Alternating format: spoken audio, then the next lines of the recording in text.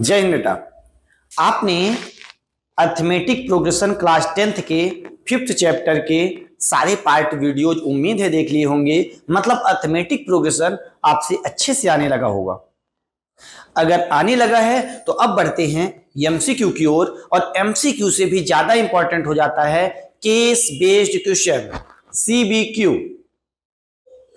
अगर आप CBSE board में पढ़ते हैं तो आपके लिए चाहे स्टैंडर्ड हो चाहे आपने बेसिक चूज किया हो, दोनों के लिए ही केस बेस्ड क्वेश्चन एक चैलेंजिंग टॉपिक बनकर उभर के आता है। बच्चों को एक तो केस बेस्ड क्वेश्चन एनसीईआरटी में नहीं मिलते हैं, और इसके अलावा जो आरडी शर्मा, आरएस अग्रवाल भी होते हैं, इनमें भी सफिशिएंट केस बेस्ड क्वेश्चन नहीं होते हैं। और जब इतने होते नहीं हैं तो बच्चों को सॉल्व करने के लिए नहीं मिल पाते उतने क्वेश्चन, प्रैक्टिस करने में कमी आ जाती है, जिससे बच्चों को हमेशा डाउट बना रहता है। स्टूडेंट हमेशा इसी असमंजस में रहते हैं कि ये क्वेश्चन अगर आ गए एग्जाम में तो क्या होगा, डर बना रहता है, और इसका अच्छा खासा वेटेज भी है। पिछले बार की अगर एग्जाम की बात करें 2024 की, तो टोटल 3 केस बेस्ड क्वेश्चन आए थे। इसका मतलब कि 4 क्वेश्चन आए थे। अब देखें बेटा, अगर 4 केस बेस्ड क्वेश्चन आते हैं, सॉरी 3 केस बेस्ड क्वेश्चन और 4 मार्क्स के आए थे, 4 मार्क्स के 3 क्वेश्चन आए थे, मतलब 3 into 4 टोटल 12 मार्क्स के क्वेश्चन। और 12 मार्क्स के क्वेश्चन में बच्चों की पकड़ बहुत जरूरी हो जाती है ना। तो लास्ट के 3 क्वेश्चन, पहला क्वेश्चन, दूसरा क्वेश्चन, तीसरा क्वेश्चन, लास्ट के जो तीनों क्वेश्चन थे वो केस बेस्ड क्वेश्चन थे। ठीक है कि वो अलग अलग टॉपिक के थे। आपकी बुक में 14 चैप्टर हैं, 14 में से आमतौर से किसी भी चैप्टर के उठा के दे सकते हैं। स्टूडेंट्स को इसके लिए प्रिपेयर होना चाहिए, क्योंकि इनका वेटेज 4 मार्क्स का, इसका 4 मार्क्स, अगला 4 मार्क्स और अगला 4 मार्क्स। लेकिन ये एक्चुअली 1 मार्क्स के क्वेश्चन होते हैं, 1 मार्क्स के। मतलब इस 4 मार्क्स से जो क्वेश्चन देगा बेटा आपको, वो 4 देगा 1 नंबर के, या कभी कभी ऐसा करता है कि 1 नंबर के 1 दे देता है और अगला 2 मार्क्स का दे देता है। मतलब 1 मार्क्स और 2 मार्क्स टोटल हो गए 4 मार्क्स। इसी तरह इनको भी कर सकता है, या ऐसा भी कर सकता है कि 1 मार्क्स के 4 क्वेश्चन दे दे। तो केस बेस्ड क्वेश्चन आपकी डिमांड पर बहुत सारे बच्चों को प्रॉब्लम थी कि केस बेस्ड क्वेश्चन में सर प्रॉब्लम आती है, क्योंकि बाकी क्वेश्चंस जो होते हैं तो स्टूडेंट्स लगा लेते हैं, सॉल्व कर लेते हैं, और 2-4 बार सॉल्व करने के बाद उनसे वो क्वेश्चन बनने लगता है, उसकी पकड़ बन जाती है। लेकिन case based question sufficient amount में बच्चों को मिल नहीं पाते हैं। इस वजह से हम आपको बहुत सारे केस बेस्ड क्वेश्चन कराने वाले हैं। तो अभी हम जैसे 5th चैप्टर की करा रहे हैं, तो 5th चैप्टर के लगभग 15-20 केस बेस्ड क्वेश्चन आपके लिए। और अगर आपको ज्यादा केस बेस्ड क्वेश्चन चाहिए तो 30 केस बेस्ड क्वेश्चन इस चैप्टर के हमारी ऐप पे मिल जाएंगे, मैथ्स अड्डा ऐप पर। उसका लिंक दिया जाएगा, आप डाउनलोड कर लीजिएगा और वहां से आपको मिल जाएंगे।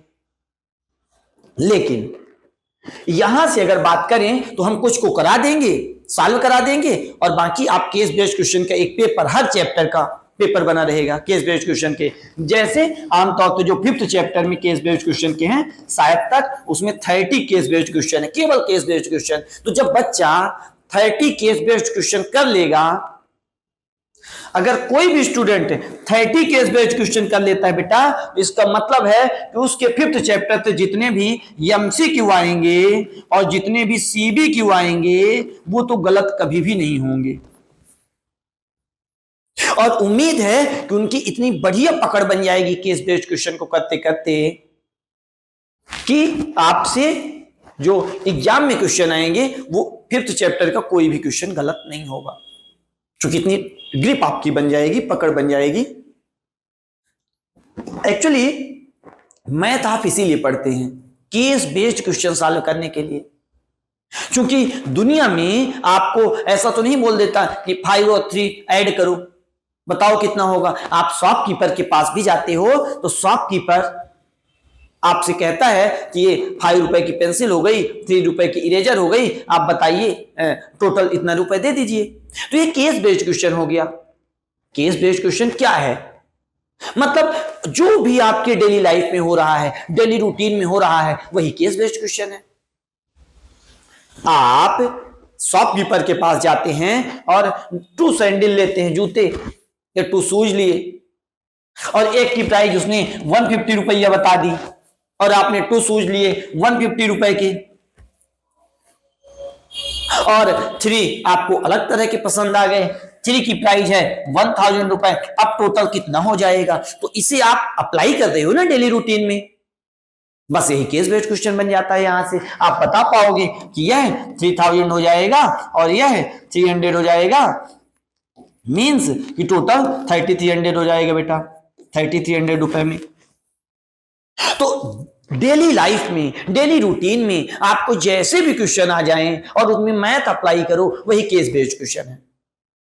एनसीईआरटी, सीबीएसई यह नहीं चाहता कि आप रट्टन बेस में क्वेश्चन करें, मतलब 2 बार 4 बार 5 बार 8 बार 10 बार कर लें, आपको क्वेश्चन याद हो जाए, एग्जाम में आ जाए, आप छाप दें, लिख दें और बस आप 90 नंबर पा गए, 99 नंबर पा गए, मतलब आपसे सब बनता है, 100 मार्क्स पा गए। 100 मार्क्स पाने के लिए आपको डेली लाइफ में भी उतना ही अलर्ट रहना होगा, उतना ही अवेयर रहना होगा। तो इसके लिए उसने केस बेस्ड क्वेश्चन देता है। मतलब जब 12 मार्क्स के केस बेस्ड क्वेश्चन आते हैं और बच्चा केस को समझ रहा है और फिर क्वेश्चन को कर रहा है, तो इसका मतलब उसकी समझ अच्छी है। तो अब 88 से ऊपर, मतलब अगर 80 में से माने तो 78 से ऊपर, 100 में 88 से ऊपर और 68 से ऊपर जो भी बच्चा पाएगा, मतलब सीबीएसई बोर्ड की बात कर रहे हैं, मतलब उससे ये 12 मार्क्स के क्वेश्चन बने होंगे, मतलब वो केस बेस्ड क्वेश्चन को समझ पा रहा है। बस ऐसा नहीं कि रट रट के आया है, बुक को 2 बार 4 बार लगा लिया, बुक याद हो गई, क्वेश्चन याद हो गए, आंसर याद हो गए और उसने आया और यहां क्वेश्चन कर दिया और बन गए उससे, ऐसा तो है नहीं। इस वजह से आपको इस बात का ध्यान रखना है कि केस बेस्ड क्वेश्चन आप अच्छे से करें और ये सारे क्वेश्चन आपसे बने। इसलिए हम केस बेस्ड क्वेश्चन की सीरीज लेकर आ रहे हैं, और ना सिर्फ 5th चैप्टर की, बाकी सभी चैप्टर्स की केस बेस्ड क्वेश्चन सॉल्व कराएंगे, और ना सिर्फ 10th को बल्कि 9th क्लास के लिए भी लेकर आएंगे जल्दी। आपको नोटिफिकेशन मिलता रहे, इसके लिए आप सब्सक्राइब कर सकते हैं अगर अच्छा लगेगा तो, या आपके काम का है तो। हम पहले क्वेश्चन की तो उसी की बात कर रहे हैं जो 2024 अभी 3 or 4 मंथ पहले जो एग्जाम हुआ उसमें जो आया है। 5 मंथ पहले आपका एक एग्जाम हुआ 2024 में मार्च में, और वहां ये क्वेश्चन आया हुआ है। तो पहले उसी क्वेश्चन से शुरू करते हैं और फिर धीरे धीरे धीरे धीरे आपको और क्वेश्चन भी कराते हैं। तो देखो बेटा, पहला क्वेश्चन जो आया हुआ है 2024 बोर्ड बेसिक में, वह क्या कहता है? Sumant mother started a new shoe shop. देखो बेटा, सुमंत की अम्मा ने एक न्यू शू शॉप स्टार्ट किया। ये फिर कहता है to display the shoes she put 3 pair of shoes in the first row. First row में उसने, मान लो यहां पे एक्यूरेट इमेज नहीं है, लेकिन यहां पे मान लीजिए 3 पेयर उसने रखे हैं first row, 5 pair in the second row. तो हम ऐसे मान लें कि पहले में उसने 3 शूज रखे हैं, 3 शूज रखे हैं। अगले में कहता है, ये फर्स्ट रो में 3 pair of shoes, 3 pair of shoes in first row, first row में 5 pair in the second row, second row में उन्होंने 5 पेयर रखे हैं, है ना। आप जानते हैं ना, डिस्प्ले में सजा के रखते हैं। यहां आप देखें, इसको थोड़ा इधर कर देते हैं शॉप को। आप देखें बेटा कि कहता है कि 7 pair in the third row, third row जो है उसमें उन्होंने 7 पेयर ऑफ शूज लगा रखे हैं, ऐसा। तो आपको अब बताना है based on in above information answer the following question. बस यही केस बेस्ड क्वेश्चन हो गया। मतलब अब एपी बन रही है या नहीं बन रही है, तो पहले तो आपको एपी चेक करना होगा, और अगर हम एपी चेक करते हैं तो यहां पे लिखा है how many pair of shoes are display in 6th row. Sixth row में कितना होगा। तो आप जानते हैं बेटा, आपको पता है कि यह फर्स्ट रो का है, यह सेकंड रो का है, यह थर्ड रो का है ना। तो फर्स्ट रो में 3 है, इसका मतलब कि आप लिखेंगे फर्स्ट रो को फर्स्ट टर्म कितने 1 2 3 सोच मींस आप लिखेंगे A1 3। सेकंड रो को आप लिख देंगे A2, सेकंड टर्म कितना हो जाएगा 1 2 3 4 5, A2 की वैल्यू 5। फिर A3 मीन्स 1 2 3 4 5 6 7, तो यह हो जाएगा 7। तो आपसे क्वेश्चन कर रहा है कि how many pair of shoes are display in sixth row, मतलब अगर इसी तरह बढ़ता रहा शूज तो सिक्स्थ रो में कितने होंगे, कहां सिक्स्थ रो में। तो देखिए बेटा, इसी तरह सिक्स्थ रो की वैल्यू क्या होगी मींस A6 की वैल्यू क्या होगी। और ऐसे क्वेश्चन आपने किए हैं, अगर आपको A पता हो, फर्स्ट टर्म पता हो, डिफरेंस पता हो, तो आप आसानी से इन क्वेश्चन से डील कर सकते हैं। देखिए बेटा, A कितना है 3, A1 ही 3 होता है, ऐसा आपने क्वेश्चन समझा है, उम्मीद है आपसे बन जाएगा। फिर अगर डिफरेंस की बात करें तो जानते हैं आप A2 माइनस A1, क्या पता है आपको A2 minus A1 means A2 5 और माइनस A1 3, तो 5 माइनस 3 मीन्स डिफरेंस हो जाएगा बेटा 2, डिफरेंस की वैल्यू 2, डिफरेंस 2। अब जब डिफरेंस 2 है और आपको बताना है सिक्स्थ रो में, तो देखिए बेटा सिक्स्थ रो में अगर आपको बताना है तो आप जानते हैं सिक्स्थ रो में फार्मूला होता है, जो टर्म पता करना होता है उससे एक कम डी, तो सिक्स्थ रो का A प्लस 5D हो जाएगा। मीन्स ए की वैल्यू कितनी है, A की वैल्यू 3 है, A की वैल्यू 3 है बेटा, इसका मतलब यहां पे 3 रख देंगे प्लस 5 इंटू डी, डिफरेंस कितना है, डिफरेंस 2 है ना। आप देख रहे हैं पहली रो में 3 है, अगली रो में 5 है, अगली रो में 7 है, मतलब हर बार से 2 शूज इंक्रीज हो रहे हैं, मतलब डिफरेंस हर में 2 का आता जा रहा है, इसमें 2 ज्यादा बढ़ गए, इसमें और 2 ज्यादा बढ़ गए। इसी तरह सिक्स्थ रो जो होगी, सबसे नीचे वाली रो, लास्ट रो, उसमें कितने होंगे, तो यहां डिफरेंस 2 है, तो आप 2 रख देंगे। तो देखिए बेटा, इसको सॉल्व करेंगे तो 3 और प्लस 5 2 जा 10 मींस 3 प्लस 10 13, तो आपका सही जवाब होगा 13, मतलब सिक्स्थ रो में आपको 13 शूज रखे हुए मिलेंगे। ठीक, तो पहले का जवाब मिल गया हाउ मेनी पेयर, तो आप लिख देंगे 13th pair of shoes are displayed in the sixth row, तो आपका जवाब सही हो जाएगा, 1 नंबर आपको मिल जाएंगे। Case based question total 4 number का गुच्छा है, बंच है। आप यहां से अगले क्वेश्चन की ओर बढ़ते हैं। What is the difference of shoes in the first row and sixth row, difference क्या होगा। देखो बेटा, फर्स्ट रो कितना है, फर्स्ट रो में कितने थे, A1 में 3 थे, और pair of shoes in first row and sixth row में कितने हैं, आपको पता चल चुका है, सिक्स्थ रो में A6 में 13 है, तो डिफरेंस कितना होगा इन दोनों के बीच, फर्स्ट रो और सिक्स्थ रो में। तो आप लिख लेंगे इन दोनों का डिफरेंस पता करना है, मतलब A6 माइनस A। ये ना कहना कि सर आपने बताया था A2 माइनस A1 होता है डिफरेंस, होता है बेटा AP में, लेकिन यहां क्वेश्चन में दिया है कि what is the difference of pair of shoes in first row and sixth row, मतलब कि जो फर्स्ट रो होगी, फर्स्ट रो में जितने शूज हैं 3 और सिक्स्थ रो में जितने शूज हैं कितने, सिक्स्थ रो में 13, उन दोनों का डिफरेंस पूछा है। मतलब कि यहां पे अगर 3 शूज रखे हुए हैं और ये सेकंड हो गई, थर्ड हो गई, फोर्थ फिफ्थ सिक्स्थ, नीचे भी अगर रो होती, ये डिस्प्ले नीचे तक आता, और यहां अगर 13 रो होती, 13 पेयर ऑफ शूज होते, तो इन दोनों में डिफरेंस कितना होता, तो आप बता पाएंगे। A6 minus A means A1, तो A6 कितना 13 और माइनस A1 कितना 3, तो डिफरेंस 10 शूज ज्यादा है सिक्स्थ रो में, लिख देंगे। Hence what is the difference, 10 is the difference pair of first row in सोच एंड सिक्स्थ रो इन सोच, आप बता पाएंगे, आपको मिलते हैं 1 मार्क्स अगर आप बता पाएंगे तो। यह आया हुआ क्वेश्चन है, ध्यान रहे 2024 में। आपका जो सीनियर बैच रहा होगा उन्होंने इसको सॉल्व किया होगा। अब ये जो क्वेश्चन आया था ये आर में था, या तो आपको ऊपर वाला करना था या तो नीचे वाला करना था। सॉरी, ये थर्ड का 2 है, मतलब दोनों करने हैं। नहीं, यहां पे बेटा थर्ड में आपको आर में था, यहां पे और लिखा था, इसका मतलब कि या तो ऊपर वाला कर दे या तो नीचे वाला कर दे, जो आपको आसान लगे। और ये था बेटा 2 मार्क्स के लिए। इस तरह ये पूरा क्वेश्चन आया हुआ था 4 मार्क्स के लिए।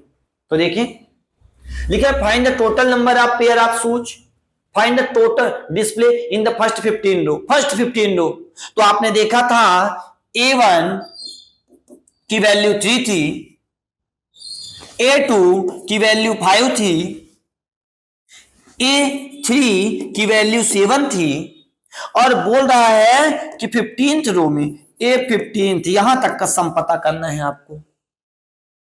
ठीक, तो पहले हम चाहें तो 15th रो निकाल लें। 15th रो में कितने हैं, या हम ऐसे भी सॉल्व कर सकते हैं, Sn equal to n upon 2 bracket में 2a plus n minus 1 into d. ये फार्मूला सर जी का है, लगा दिए, कहां से आ गया, क्योंकि सम पता करना है, find total number of pair of shoes.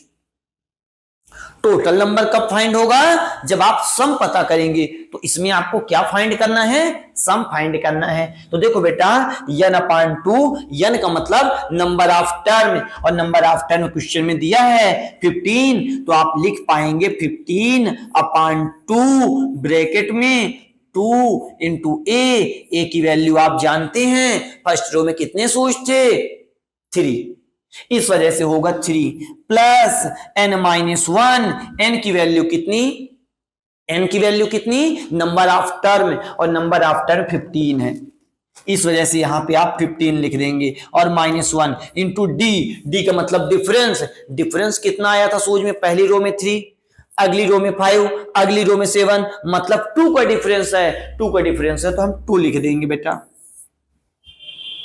Sn equal to n की जगह पे 15 लिख देंगे। इसका मतलब कि सम ऑफ 15 टर्म कितना होगा, yes 15 equal to 15 upon 2 bracket में 2 into 3 6 plus 15 minus 1 14 into 2 bracket close 15 upon 2 bracket में 6 प्लस 14 इंटू 2 कितना होगा 28। अब देखिए बेटा 15 अपान 2 ब्रैकेट में 6 प्लस 28 होता है 34, आप पुट करेंगे 34, ये दोनों कैंसिल हो जाएंगे, तो 2 17 जा 34 मीन्स 17 इंटू 15 जो होगा वह आंसर होगा 17 इंटू 15। 15 7 जा 105 कैरी 10, 15 1 जा 15, 15 और 10 25 मींस टोटल 255 शूज होंगे, टोटल 255 शूज होंगे। क्या लिखा था, यहां लिखा था find the total number of pair, मतलब कि अगर देखिए बेटा, अगर यहां पे ये 1 2 3 इसी तरह की अगर 15 रो लगी हो इधर और इधर सब मिला के, तो 15 रो लगी हो तो टोटल 255 शूज तो डिस्प्ले में ही हो जाएंगे। बड़ी बड़ी शॉप की बात कर रहे हैं, आपके मोहल्ले वाली शॉप की बात नहीं कर रहे हैं, हम शोरूम की बात कर रहे हैं। ठीक, तो सोच में ना पड़ जाना कि सर इतना कैसे आएगा, है ना। आप तो बस यही सोच रहे हो कि पत्थर मारेंगे, कांच फूटेगा, चुरा लेंगे, गलत बात। मैथ के बच्चे कैलकुलेट करते हैं बस। आगे देखिए बेटा अगला क्वेश्चन, अच्छा इसका अगला पार्ट भी कहो तो बता दे।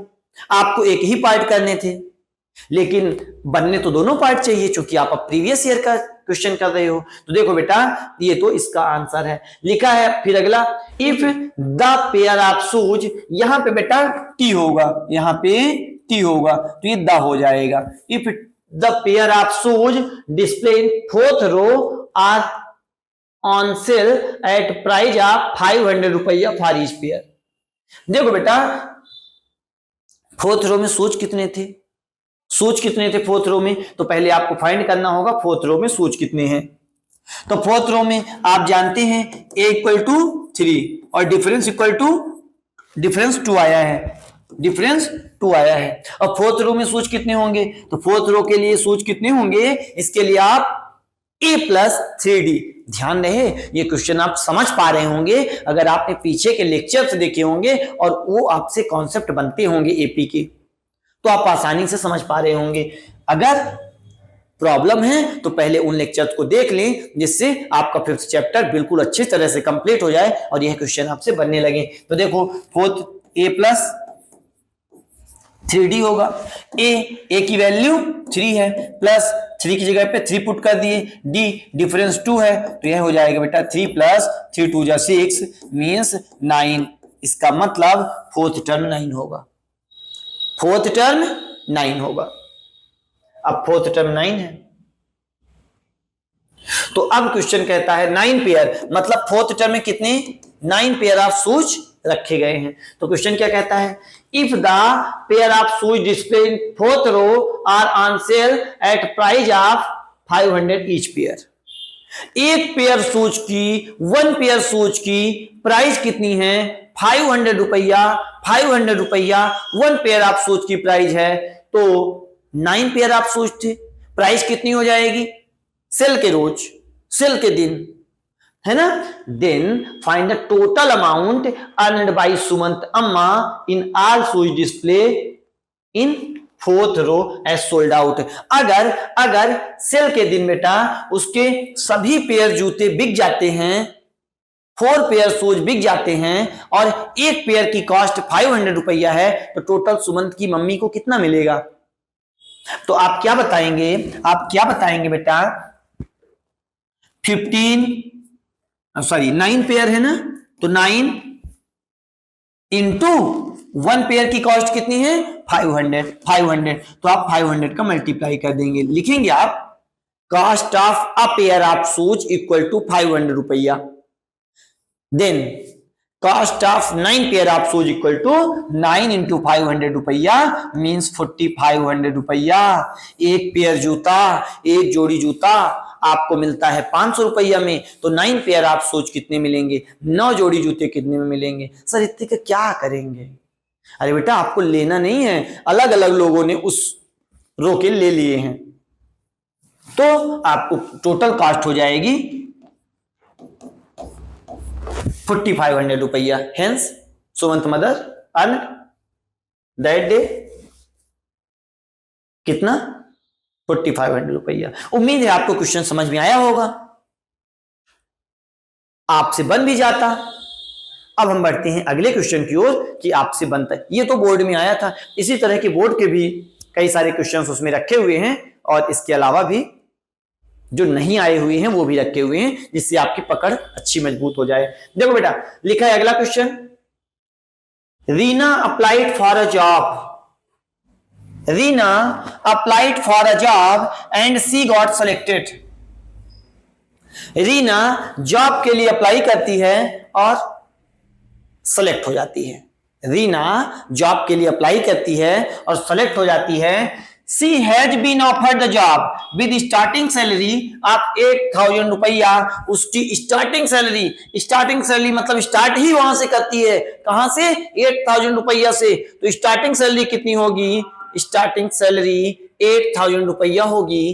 कहता है कि with an annual increase of 500 रुपया, हर बार उसकी सैलरी इंक्रीज हो जाती है 500 रुपया हर साल, ईच ईयर, एवरी ईयर, मतलब डिफरेंस जो है वह कितना है 500 रुपया, 500 रुपया हर बार इंक्रीज होगी। She was promised an increment till the time she is in the company. यहां पे डैश आप मान लेना बेटा, मतलब गैप मान लेना। तो कहता है कि उससे प्रॉमिस किया जाता है, कंपनी उससे प्रॉमिस करती है कि जब तक आप हमारी कंपनी में काम करोगे तब तक आपको इंक्रीमेंट मिलता रहेगा। Answer the question using the given that the above situation form an AP. क्या यह एपी होगा, कंपनी ने प्रॉमिस किया है कि एवरी ईयर उसका 500 रुपए इंक्रीमेंट लगेगा। इंक्रीमेंट मतलब डिफरेंस हर बार 5 क्रिएट हो जाएगा। तो जब डिफरेंस हर बार 5 होगा, डिफरेंस बता दिया क्वेश्चन में, तो यस, ये यस या नो बताना है। एपी है कि नहीं है, तो है बेटा, एपी है। इससे आपको मिलते हैं 1 मार्क्स। यह क्वेश्चन आएगा 1 मार्क्स का। और आपके केस बेस्ड क्वेश्चन से डरे रहते हो, सीबीक्यू कैसे करेंगे, केस बेस्ड कैसे करेंगे। अगर आप उसको पढ़ेंगे तो बड़ा आसान है, लेकिन अगर आप समझ गए हो, हाँ ये बात अलग है कि उसको पहले आप देखे नहीं रहते हो, पहले से आपने देखा नहीं है।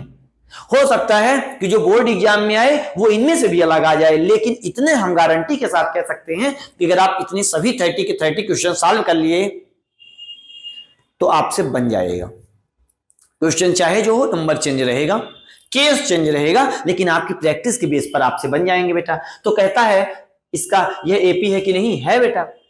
अगला क्वेश्चन कहता है what will be her salary for the 4th year. 4th year में सैलरी कितनी होगी। आप जानते हैं A1, A2, A3, A4, मतलब A1 फर्स्ट ईयर में, A2 का मतलब सेकंड ईयर, A3 का मतलब थर्ड ईयर, A4 का मतलब 4th ईयर। और 4th ईयर को आप कैसे डिनोट करते हैं, A4 equal to A plus 3D। तो सर जी क्या एग्जाम में ऐसा लिख देना है, नहीं बेटा, एग्जाम में आपको ऐसे लिखना है AN equal to A plus N minus 1 into d, A plus N minus 1 into d. अब ये रखोगे एन के प्लेस पर नंबर ऑफ टर्म 4 ईयर दिया है, 4 पुट कर दोगे A की जगह पे एन मतलब 4 दिया है -1 इंटू डी। अब ये हो जाएगा A 4 माइनस 1 3D। तो देखें A4 इक्वल टू हो जाएगा बेटा A कितना था, उसकी सैलरी आप देखिए कहां से शुरू हुई थी, 8,000 रुपए से। किसकी, रीना की। रीना को जानते हैं, जानना चाहिए, आपकी बुक का है क्वेश्चन। तो रीना 8,000 और फिर आगे डिफरेंस 500 है, तो यहां पे आप 8,000 पुट करेंगे और प्लस 3 इंटू डिफरेंस, डिफरेंस कितना बेटा 500 है, आप 500 पुट करेंगे, हो जाएगा 8,000 प्लस 500 इंटू 3 1500। अगर इसको आप सॉल्व करेंगे तो हो जाएगा 9,500, मतलब उसको 4th ईयर में सैलरी जो होगी 9,500 मिलेगी। उम्मीद है बात आपकी समझ में आई होगी। तो इसका आपको 9,500 पे आप टिक कर देंगे, ये जवाब सही जवाब होगा। हम अगले क्वेश्चन की ओर बढ़ते हैं। What will be her salary for 5th year. MCQ type है लेकिन है केस बेस्ड। लिखा है कि what will be her salary for 5th year. 5th year कितनी होगी, आप आसानी से बता पाएंगे। A5 equal to A plus 4D। A कितना, फर्स्ट सैलरी कितनी मिली रीना को पहली बार 8,000 प्लस 4 इंटू डी, डिफरेंस कितना, डिफरेंस 500 पुट करेंगे, यह हो जाएगा 8,000 प्लस 500 इंटू 4 2,000, यह हो जाएगा 8 और 2 10,000। मतलब 10,000 रुपया, 10,000 रुपया रीना को सैलरी मिलेगी। उम्मीद है आपसे बन जाएगा। 10,000 ऑप्शन में है, सी जवाब करेक्ट आंसर है बेटा। आपने पहले से सॉल्व कर लिया होगा शायद, जवाब भी यही आया तो फिर आपका सही है। अगला question, in which year will be her salary double to her starting salary. किस ईयर में उसकी सैलरी डबल हो जाएगी, किस ईयर में उसकी सैलरी स्टार्टिंग सैलरी से डबल हो जाएगी। मतलब पहले उसको मिला था 8,000 रुपया, फिर उसको मिला था 500 का इंक्रीमेंट लगा था तो 8,500 रुपया, फिर 500 का इंक्रीमेंट लगा था उसको मिला था 9,000 रुपया। तो क्वेश्चन कह रहा है कि किस ईयर में उसकी सैलरी डबल हो जाएगी। डबल कब सैलरी हो जाएगी, डबल सैलरी तब हो जाएगी जब 8,000 मिला था और 16,000 हो जाए, और 16,000 हो जाएगा तो मतलब लास्ट टर्म अगर 16,000 हो जाए तो हम कह देंगे कि उसकी सैलरी डबल हो गई। और जब डबल हो गई तो लास्ट टर्म को ही हम कहते हैं एएन, लास्ट टर्म को ही एएन कहते हैं या तो यल कहते हैं। तो किस ईयर, तो आप फार्मूला जानते हैं, n equal to a plus n minus 1 into d. an की वैल्यू आपको पता है, तो सर यसन वाला फार्मूला ना लगाएंगे? नहीं बेटा, ना लगाओगे। क्यों? क्योंकि सम थोड़ी बोला है, सम बताओ सभी का। अब तक वो कितना कमा चुकी है, सम नहीं बोला है, इसलिए एसएन वाला फार्मूला नहीं अप्लाई करेंगे। एन की वैल्यू क्या, लास्ट टर्म 16,000 आप पुट करेंगे इक्वल टू ए की वैल्यू क्या, 8,000 आप 8,000 पुट करेंगे प्लस n माइनस 1, n की वैल्यू क्या, कितने नहीं पता, नंबर ऑफ टर्म कितने हैं, -1 इंटू डिफरेंस कितना, डिफरेंस 500। देखें बेटा ये 16,000 है, सॉरी 16,000 है, यहां 8,000 इधर आएगा, माइनस हो जाएगा 8,000 equal to n minus 1 into 500। देखें अगर इसको सॉल्व करेंगे 16,000 और माइनस 8,000, आपकी कैलकुलेशन इतनी तेज है कि आपने बहुत जल्दी कर लिया होगा। 8,000 equal to n minus 1, 500 multiply में है, 500 मल्टीप्लाई पे है, इधर आएगा डिवाइड पे हो जाएगा। देखो बेटा 0 0 0 0 कट जाएगा, 5 16 या 80, मतलब n माइनस 1 इक्वल टू 80। ये नहीं कि जल्दी से 16 में टिक कर दो और गलत हो जाए, n माइनस 1 इक्वल टू 16 है, 16 equal to n minus 1, n equal to 16, minus 1 इधर आएगा, प्लस 1 होगा, तो यह हो जाएगा 17, n equal to 17 means 17th year में उसकी सैलरी डबल हो जाएगी। किसकी? रीना की। तो देखिए बेटा यहां 17th ईयर ऑप्शन में है, यह ऑप्शन सही जवाब होगा। अगर आपने अब तक चारों के जवाब सही दिए हैं, पहले तो आप कर ही लेते होंगे क्वेश्चन देखने के बाद, फिर आंसर चेक करते होंगे, बिस्तर में लेटे लेटे उम्मीद है नहीं कर रहे होंगे। तो देखें यहां 17th ईयर अगर आपने चारों के जवाब सही दिए हैं तो आपको मिलते हैं 4 मार्क्स। यह केस बेस्ड क्वेश्चन आपसे आने लगा। हम बढ़ते हैं अगले क्वेश्चन की। अच्छा इसमें अगला पार्ट भी है, 2 के बीच, 2 क्वेश्चन के बीच और लगा देगा, यह करो या तो यह करो। तो देखें यहां पे do you think increment in salary encourages an employ, क्या उसका इंक्रीमेंट ठीक है, वो आगे काम करेगी? हाँ बेटा करेगी, 500 रुपए इंक्रीमेंट लग रहा है उसका था, करेगी। तो यस, आप कह देंगे सर ये बहुत कम है। अरे बेटा ये 1995 की बात है, लिखा क्वेश्चन में नहीं है। 1995 में इतने बहुत हुआ करते थे। 1995 में 2000 रुपए सोना हुआ करता था, गोल्ड हुआ करता था, और उसको 8,000 सैलरी मिल रही थी, है ना। आज गोल्ड की प्राइस अप्रोक्सीमेटली 73,000 से 70,000, तो मतलब 10 ग्राम गोल्ड की, तो 10 ग्राम गोल्ड के हिसाब से निकाल लें, उसको पहले 4 गुना प्राइस मिलती थी, 73 इंटू 1000 4 कर लें, या 70 इंटू मतलब 2,80,000 रुपए से ज्यादा मिल रहे हैं। तो आज उसकी सैलरी इनकरेजियस है, वह काम करेगी। देखिए बेटा अब अगले क्वेश्चन की ओर बढ़ते हैं। अगला केस बेस्ड क्वेश्चन आपकी स्क्रीन पे लिखा है एबीसी स्कूल डिसाइडेड, हाँ जो एबीसी स्कूल है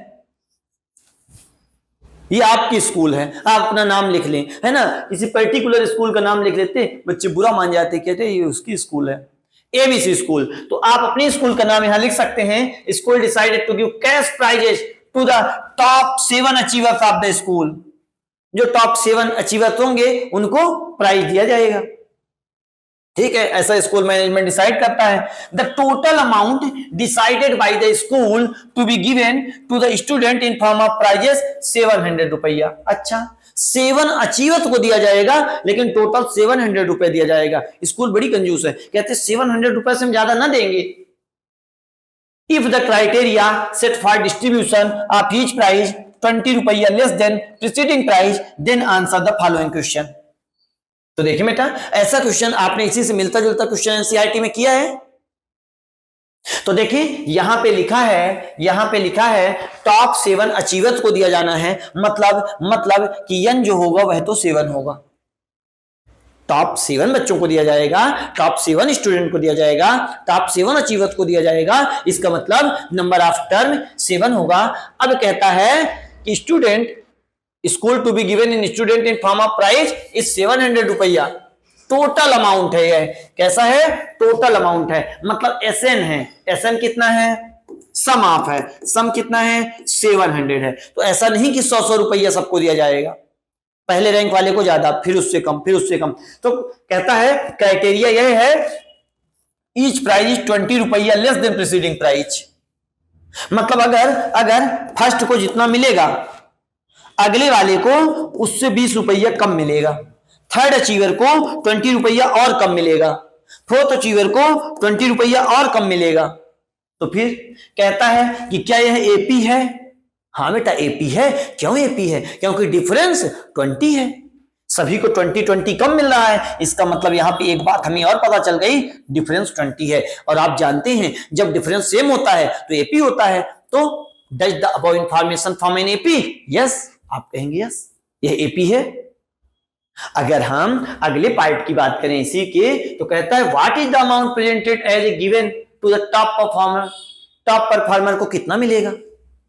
आपको इतनी सी बातें क्वेश्चन पढ़ के पता चल गई हैं, यस, एन और डी, इससे आप फाइंड कर सकते हैं। तो यहां डिफरेंस जो होगा बेटा 20 नहीं, -20 होगा। कितना? -20। क्यों? क्योंकि पहले वाले को जितना मिलेगा, मान लो पहले वाले को अगर 100 रुपए मिला, मान लो ऐसा, अगले वाले को 20 रुपए कम मिलेगा ना, 80। तो A2 में से जब A1 माइनस करोगे, A2 माइनस A1, तो 80 माइनस 100 होगा, और 80 माइनस 100 -20 आएगा। कुल मिला के डिफरेंस जो होगा बेटा क्या आएगा? -20। अब जब डिफरेंस -20 आएगा तो क्वेश्चन देखिए, what is the amount presented as a price to the top performer? Top performer को कितना मिलेगा? टॉप परफॉर्मर को कितना मिलेगा? टॉप परफॉर्मर को मिलेगा, आप जानते हैं टॉप परफॉर्मर मतलब ए की वैल्यू आपको फाइंड करना है। आप लिखेंगे Sn equal to n/2 bracket में 2a plus n-1 into D. देखें बेटा Sn का मतलब सम ऑफ। तो कितने बच्चे थे? 7 स्टूडेंट थे ना, 7 अचीवर थे, इस वजह से n की वैल्यू 7 हो जाएगी। 7 student, 7 achiever, 7 toppers, means n की value 7 equal to n/2, n की वैल्यू 7/2 ब्रैकेट में। कहते हैं what is the amount presented by top performer? Top performer को कितना मिलेगा? 2a, a की प्राइस आपको नहीं पता, n मतलब number of achievers, 7 -1 into D की वैल्यू है -20, डी की वैल्यू -20। -20 क्यों? क्योंकि पिछले वाले को लेस मिलता है -20, तो इस वजह से S7 की वैल्यू है 700। 7/2 ब्रैकेट में 2a प्लस 7 -1 6 इंटू -20। देखें बेटा 700 7/2 है, यह उधर जाएगा 2/7 हो जाएगा, equal to 2a plus 6 into -20 कितना? -120। अगर आप देखें बेटा ये कैंसिल हो, 7 1 जा 0 0 मीन्स 100 आ गया, 100 इंटू 2। अगर आप इसे आगे सॉल्व करें तो 200 इक्वल टू यह हो जाएगा 2a, आप पुट करेंगे 2a और यहां -120 है तो -120 होगा बेटा। देखें 200 -120 इधर आएगा, +120 होगा, आप लिखेंगे +120 इक्वल टू 2a, यह हो जाएगा 320 equal to 2a, a equal to 320। 2 multiply पे है, इधर आएगा डिवाइड पे होगा, ये दोनों कैंसिल हो जाएंगे। 2 16 या means 160 a equal to 160 means top achiever को मिलेगा 160 रुपया। लिखा है ऑप्शन में, सी ऑप्शन है, इस वजह से सी ऑप्शन सही जवाब होगा। टॉप अचीवर को मिलेंगे 160 रुपया। अगले क्वेश्चन की बात करते हैं, what is the amount presented as a price last performer? Last performer को कितने मिलेंगे? तो देखिए बेटा लास्ट परफॉर्मर को कितने मिलेंगे, तो दो तरीके से आप पता कर सकते हैं। एमसीक्यू है, शॉर्ट में पता करना है, जल्दी पता करना है, तो जब पहले को मिल रहे हैं 160 तो अगले को मिलेंगे 20 रुपया कम अगले को मिलेंगे, 20 रुपया कम अगले को मिलेंगे, 20 रुपया कम अगले को मिलेंगे, 20 रुपया कम अगले को मिलेंगे, 20 रुपया कम। देखिए बेटा कितना हुआ, 1 पहले, दूसरा, third, fourth, fifth, sixth, seventh, मतलब सेवंथ परफॉर्मर को 40 रुपया मिलेंगे। आप जल्दी से टिक कर देंगे 40। वैसे तो प्रोसेस से भी आप आंसर ला सकते हैं, लेकिन जब आपको एमसीक्यू टिक ही करना है फिर आप इस तरह कर पाएंगे। और अगर आपको सॉल्व करना है तो आप an equal to a plus n minus 1 into d का फॉर्मूला अप्लाई कर दें। an की वैल्यू आपको पता करनी है लास्ट में कितना होगा, और यहां पे n की वैल्यू 7, a की वैल्यू कितनी आई थी, फर्स्ट टर्म कितना आया था 160, मींस पहले परफॉर्मर को मिले थे। n माइनस 1, कितने बच्चे हैं, कितने अचीवर हैं, कितने टॉपर हैं, 7 माइनस 1 इंटू डिफरेंस कितना था -20। अगर आप इसे सॉल्व करेंगे तो 160, 7 माइनस 1 6 माइनस 20 ब्रैकेट में इक्वल टू 160 प्लस और माइनस माइनस 6 इंटू 20 120 हो जाएगा बेटा। सॉल्व करेंगे तब भी 40 आ जाएगा, मींस 7th अचीवर को 40 रुपया मिलेगा। अगर सॉल्व करने को आया तो फिर ये मेथड, और अगर एमसीक्यू में आया तो आप ऐसे भी कर सकते हैं। उम्मीद है आपसे बन जाएगा। हम बढ़ते हैं 4th क्वेश्चन की ओर। Which performer is given the first prize, given the prize money of 120 रुपया, है ना। तो आप इसी वाले में तो आपको दिख जाएगा ये थर्ड परफॉर्मर को मिल रहा है, तो आप जल्दी से टिक कर देंगे थर्ड परफॉर्मर। ये देखिए लिखा हुआ है थर्ड परफॉर्मर, आप लिख देंगे थर्ड परफॉर्मर को। बी ऑप्शन सही जवाब होगा, क्योंकि एमसीक्यू है इस वजह से ऐसे कर सकते हैं। Find the ratio of the prize money given to first, ये फर्स्ट है बेटा यहाँ पे, है ना, first and 7th performer. First और 7th परफॉर्मर को कितना मिलेगा, तो देखिए बेटा फर्स्ट और 7th परफॉर्मर 160 फर्स्ट परफॉर्मर को मिला और 7th परफॉर्मर को 40 मिला, लेकिन इन दोनों का रेशियो क्या है, first and 7th performer 160 upon 40। देखिए बेटा 44 जा कैंसिल और 1 जा, तो मींस 4:1। अगर ये ए आंसर, ए जवाब सही जवाब है। उम्मीद है आपसे बन जाएगा। तो अब हम देखते हैं अगला क्वेश्चन। अगले क्वेश्चन में कहा गया है, केस बेस्ड क्वेश्चन के ही देख रहे हैं, इसमें एमसीक्यू टाइप भी आते हैं, जैसा कि आपको हमने कई बार बताया। तो 2 AP है सेम कॉमन डिफरेंस। देखिए बेटा 2 AP हैं, दोनों की सेम कॉमन डिफरेंस है, मतलब अगर आप पहला AP डिफरेंस सेम है, मतलब कॉमन डिफरेंस जो है वह सेम है। डिफरेंस चाहे फर्स्ट AP हो चाहे सेकंड AP हो, तो फर्स्ट AP का डिफरेंस कितना है, A2 माइनस A1 कितना है, A2 माइनस A1, और A2 कितना है 57, और माइनस AP कितना है, सॉरी A1 कितना है 52। तो डिफरेंस हो जाएगा बेटा 57 माइनस 52 5। डिफरेंस कितना 55। क्वेश्चन में कहा गया 2 AP है और सेम कॉमन डिफरेंस है। इसका मतलब कि चाहे पहली AP हो, एक पहली AP रखी है मान लीजिए A1 A2 A3 A4 dot dot dot dot, दूसरी AP रखी है B1 B2 B3 B4 dot dot dot dot. लेकिन क्वेश्चन ये कहता है कि जितना इसका कॉमन डिफरेंस है उतना ही सेम कॉमन डिफरेंस इसका भी है। तो अगर पहली AP कहता है the 4th term of second AP, second AP का जो 4th टर्म है वह है 33।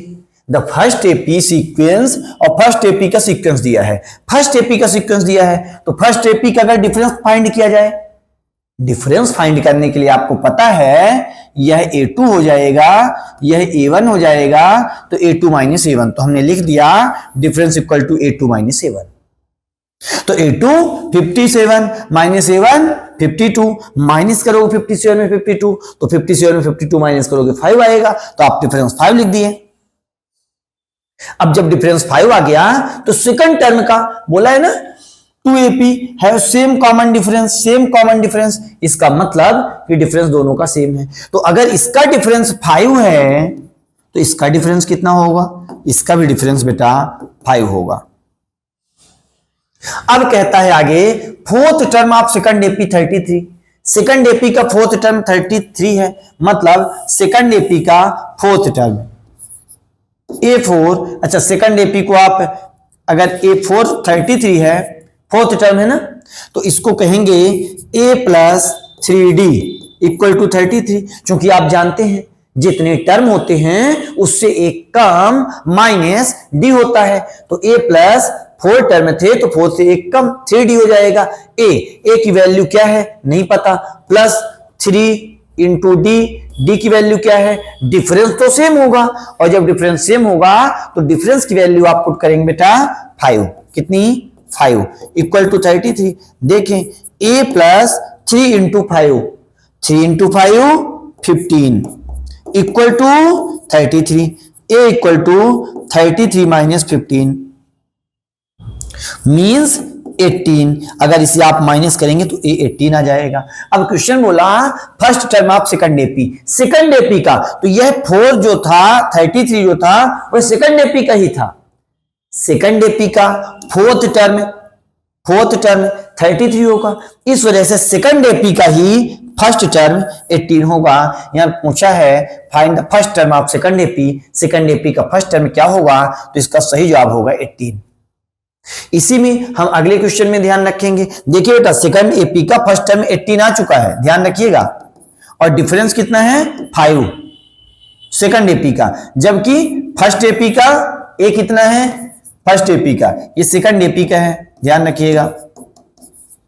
जो फर्स्ट एपी का ए कितना है 52, और डिफरेंस कितना है 5, डिफरेंस तो सेम है, ये फर्स्ट एपी का है। आगे काम आ सकता है आगे के क्वेश्चन करने में, देखते हैं, क्योंकि एक दूसरे से क्वेश्चन लिंक्ड होते हैं। देखिए बेटा, देखिए sum of both AP fifth term, यहां फिफ्थ टर्म ये लिखा हुआ है बेटा, तो the sum of both AP fifth term, दोनों एपी के फिफ्थ टर्म का सम कितना होगा, दोनों एपी के fifth sum of both AP fifth term, मतलब पहले आप पहले एपी का फिफ्थ टर्म फाइंड कर लें, पहले एपी का है ना, फर्स्ट एपी का जब फिफ्थ टर्म पता करेंगे तो ए 5 होता है बेटा a प्लस 4d, और इसी तरह सेकंड एपी का आप फाइंड करेंगे, सेकंड एपी का फिफ्थ टर्म पता करेंगे, सेकंड एपी में जब आप फिफ्थ टर्म पता करेंगे तो फार्मूला तो वही होगा a प्लस 4d, बस वैल्यू चेंज होंगी। फर्स्ट एपी का a अलग है, डी दोनों के सेम है, तो यहां देखते हैं बेटा फर्स्ट एपी का जो ए था, फर्स्ट एपी का ए 52 था, डिफरेंस 5 था, तो हम यहां पे पुट कर देंगे ए 52 और plus 4 into difference 5 means 52 plus 4 into 5 20 means यह हो जाएगा बेटा 52 plus 20 72। Fifth term first AP का फिफ्थ टर्म 72, और सेकंड एपी का फिफ्थ टर्म कितना होगा, तो आप जानते थे ए कितना आया था 18 आया था, प्लस 4 इंटू डी, डिफरेंस कितना था 5 था, आप देख सकते हैं ए 18 है और डिफरेंस 5 है, इस वजह से अगर हम देखें तो यह कितना हो जाएगा 5 हो जाएगा, तो 18 प्लस 4 इंटू 5 20, तो 18 प्लस 20 क्या होगा, 18 प्लस 20 बेटा 38, मतलब सेकंड एपी का फिफ्थ टर्म और फर्स्ट एपी का फिफ्थ टर्म कहते हैं sum of both AP fifth term, दोनों एपी का फिफ्थ टर्म का सम कितना होगा, तो देखें अगर इन दोनों को जोड़ा जाए 72 और 38, तो आप जानते हैं 8 और 2 यूनिट डिजिट को ऐड करेंगे तो 8 और 2 10 आएगा। नहीं समझ में आया, हम ये कह रहे हैं बेटा 72 है फर्स्ट एपी का फिफ्थ टर्म, सेकंड एपी का 38 है फिफ्थ टर्म, इन दोनों को अगर आप ऐड करेंगे तो 2 और 8 10 कैरी 1 7 3 10 1 11 110 होगा। क्या ऑप्शन में अवेलेबल है, हाँ बेटा पहला ऑप्शन ही है, इसलिए पहला ऑप्शन सही होगा। अगर आपने हमसे पहले सॉल्व किया तो अगर आपका जवाब 110 आया होगा तो आपका सही होगा, क्योंकि हमको एक्सप्लेन करके सॉल्व करना है, आपको बस सॉल्व कर देना है। संभव है कि आप पहले कर पाए और आपको करना भी है, पहले वेट नहीं करते रहना है कि आ जाए फिर हम करें। तो 110 आया होगा इसका सही जवाब। हम अगला क्वेश्चन पढ़ते हैं, find the fifth term, fifth ये फिफ्थ है, फिफ्थ टर्म आप सेकंड एपी, सेकंड एपी का फिफ्थ टर्म क्या होगा, तो सेकंड एपी का फिफ्थ सेकंड एपी में आप जानते हैं सेकंड एपी में ए कितना था, फाइंड किया था हमने पहली स्लाइड में 18, डिफरेंस कितना था 5। अब फिफ्थ टर्म में बोल रहा है सेकंड एपी के लिए, सेकंड एपी का फिफ्थ टर्म ए प्लस, अरे यहीं पे तो सॉल्व किया है आपने, फिफ्थ टर्म में जो होगा फिफ्थ टर्म ही तो सॉल्व किया है, 38 आया है, अब दोबारा सॉल्व करने की जरूरत है नहीं, तो 38 डी ऑप्शन सही जवाब है। ठीक, वैसे आप पता कर सकते हैं a प्लस 4d से a कितना है 18 प्लस 4 इंटू डिफरेंस कितना है 5, तो आप सॉल्व करेंगे तो 18 प्लस 4 इंटू 5 20, 18 प्लस 20 38। ठीक, आपने पहले भी इसको सॉल्व किया है। Find the seventh term of second AP, second AP का सेवंथ टर्म क्या होगा, तो सेवंथ टर्म में a7 equal to a plus 6d, a कितना है a है बेटा 18, सेकंड टर्म का a 18 है और प्लस 6, d तो दोनों में सेम था और d कितना था 5 था, इस वजह से हम 5 पुट करेंगे, 18 प्लस 6 इंटू 5, 6 इंटू 5 30, तो 18 प्लस 30 हो जाएगा बेटा 48, a7 सेवंथ टर्म 48 होगा, सेवंथ टर्म 48 होगा। क्या ऑप्शन में है, हाँ बेटा यही सही जवाब होगा।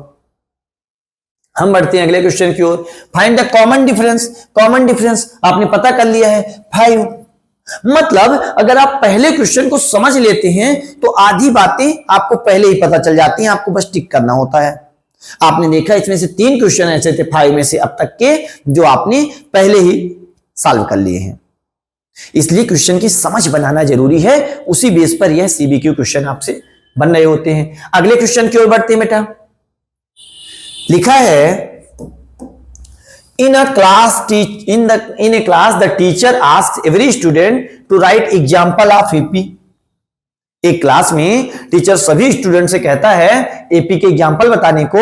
टू फ्रेंड्स गीता एंड माधुरी, ये माधुरी है बेटा, राइट्स, ये राइट्स अलग है, तो माधुरी राइट्स देयर प्रोग्रेशन एज इतना एंड 187, 184, 181, मतलब कि पहले किसका नाम आया है, पहले देखें बेटा गीता आई है, मतलब गीता प्रोग्रेशन यह लिखती है, गीता प्रोग्रेशन यह लिखती है, जबकि अगले नंबर पे आई है माधुरी, तो माधुरी कौन सा प्रोग्रेशन लिखती है, यह दूसरा वाला प्रोग्रेशन लिखती है। ठीक है बेटा, दोनों को सही है। Respectfully now the teacher ask various student, ask और यहां वेरियस स्टूडेंट है, तो ask various student of the class the following question of the this two progression help student to find the, ये फाइंड बेटा और ये द है, find the answer of the question. तो बाकी सभी स्टूडेंट से इनको लिखने को प्रोग्रेशन कहते हैं, किसको, गीता और माधुरी को, और बाकी क्लास के बच्चों को उस एपी से रिलेटेड वो क्वेश्चंस करेंगे जो उन्होंने लिखा है और बाकी बच्चे बताएंगे। बस केस बेस्ड क्वेश्चन बन गया, क्योंकि क्लास टीचर ने ये एक्टिविटी करवाई, एक्टिविटी ही कोई केस बेस्ड क्वेश्चन है। साइंस में आप एक्टिविटी करते हो और मैथ में केस बेस्ड क्वेश्चन करते हो, दोनों ही सेम है।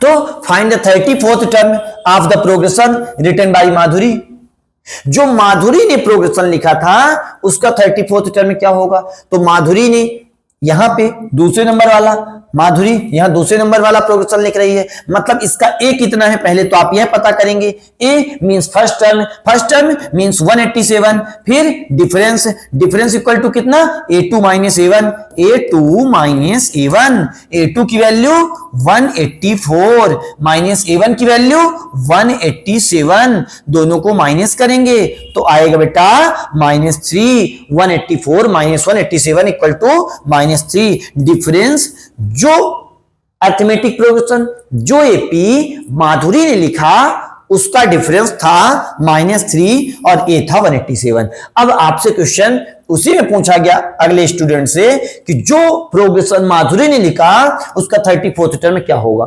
अगर माधुरी ऐसे ही लिख रही होती तो 34th टर्म में क्या लिखती, तो देखिए बेटा 34th टर्म का मतलब होता है a34 और यह क्या होता है a plus 33d।